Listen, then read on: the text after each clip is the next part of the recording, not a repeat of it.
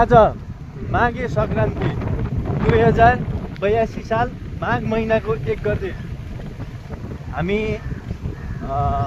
अहिले चाहिँ मदन पोखराको डाँडाबाट तलतिर सराई झर्दैछौँ। सराई पनि आइसक्यो। सराई भन्दा नि दमगडा चाहिँ भन्छ यो ठाउँलाई खासमा। अब त्यहाँ आइसक्यो। हाम्रो गन्तव्य भनेको अहिले चाहिँ यहाँबाट जाने भनेको परवास। हामी परवास पुगेर अनि त्यसपछि के गर्छौँ भनेर हामीलाई पनि थाहा होइन। पहिलो चरणमा चाहिँ हामी परवास पुगिदिनुपर्छ। त्यसैको लागि हामी हिँडिरहेको छौँ। धन्यवाद। हजुरको लागि 2 लाख इनाम छ।